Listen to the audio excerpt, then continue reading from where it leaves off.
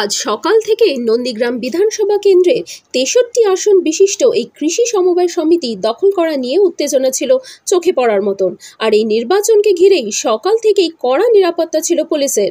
অশুভ শক্তির কাছে হেরে গিয়েছে, নন্দীগ্রামে উড়ল গেরুয়া আবির। সমবায় নির্বাচনে বিজেপির জয়, নন্দীগ্রামে সমবায় জয় বিজেপি অনুগামীদের। স্লোগান ঘিরে উত্তেজনা তৃণমূল ও বিজেপির। এলাকায় পুলিশ।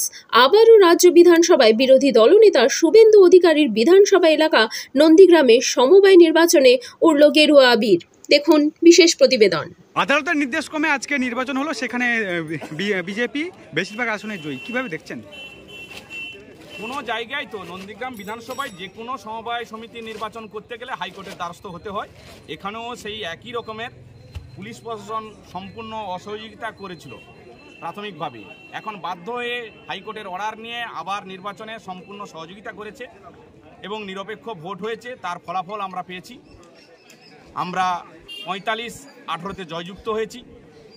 আগামী দিনের এই সমবায় সমিতিতে কি কি পরিকল্পনা রয়েছে? এই সমবায় সমিতি স্বচ্ছতা এবং সততার সঙ্গে যাতে দুর্নীতিমুক্তভাবে আমাদের বোর্ড পরিচালনা করে, তার জন্য আমাদের নজর থাকবে। অবশ্যই লক্ষ্য নজর রাখবো যাতে সুন্দরভাবে এবং দ্রুততার সঙ্গে যে সমস্ত সাবসিডি অর্থ থেকে শুরু করে যে সমস্ত সুযোগ সুবিধা আছে সমস্ত যাতে সাধারণ মানুষ পেতে পারে, সাধারণ সদস্য ভোটার পেতে পারে, তার দিকে আমাদের নজর। যেখানে বিজেপি নন্দীগ্রামের অন্যান্য সমবায় সমিতিতে আধিপত্য বিস্তার লাভ করছে, সেখানে তৃণমূল কংগ্রেস এখানে 18টি আসন পেলে, বিষয়টা কীভাবে দেখছেন? এই সমবায় সমিতিতে সম্পূর্ণ আসনই ওনাদের ছিল। আজকের আমরা এই প্রথম নির্বাচন করেছি, এখানে আমরা 45টি আসন পেয়েছি এবং এখানে ভোটের যা সমীকরণ আছে সেটা আপনারা জানেন যে এখানে সারা নন্দীগ্রাম নয়, সারা রাজ্যব্যাপী একটা অংশের ভোট, একটা শ্রেণীর ভোট ওনাদের পক্ষে যায়। সেই সংখ্যার ভোট এখানে যথেষ্ট আছে, তার ফলে আমাদের এই ফল।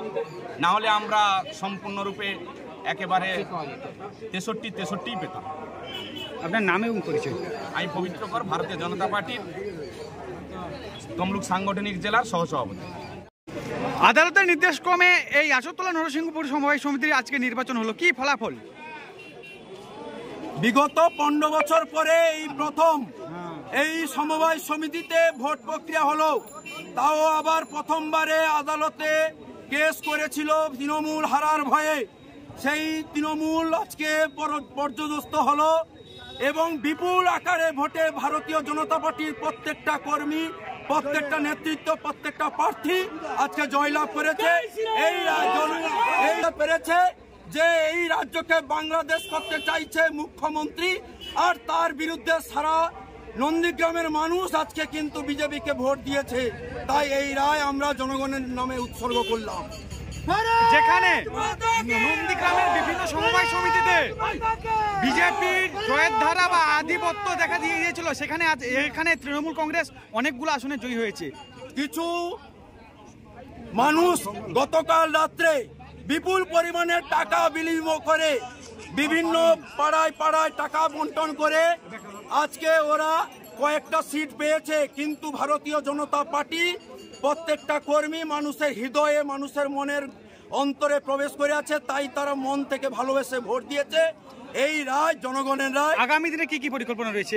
আগামী দিনে এই সমবায় সমিতি যাতে স্বচ্ছ ভাবমূর্তি নিয়ে চলতে পারে, যার উপযুক্ত জায়গা যেমন আছে সেই পরিমাণ সে লোন পাবে। আপনারা জানেন যে বিগত যে বোর্ড ছিল সেই বোর্ডে 18 বছর বয়স হয়নি কোনো মেয়ের নামে ও লোন নিয়েছে। এই সমবায় সমিতির বোর্ড তার 18 বছর বয়স হয়নি, তার নামে লোন করিয়েছে। 1 কাঠা জায়গা আছে, তার নামে 5 লক্ষ থেকে 10 লক্ষ টাকা লোন নিয়েছে এবং প্রায় 30 থেকে 40 লক্ষ টাকা কারচুপি ধরা পড়েছে এই সমবায় সমিতি থেকে। আপনারা কতগুলো সিট পেয়েছেন? আমরা এই মুহূর্তে 45টা সিট পেয়েছি। টিএমসি 18টা। টিএমসি বলা ভুল, টিএমসির সঙ্গে সিপিএম আঘাত করে আছে। তারা যৌথভাবে ওই 18টা সিট পেয়েছে। তারা এবার বাংলাদেশে যাওয়ার জন্য প্রস্তুত হয়েছে। মোট আসন সংখ্যা 63টা। আপনার নাম? আমার নাম সৌমিত্র দেব, মন্ডল চারের সভাপতি।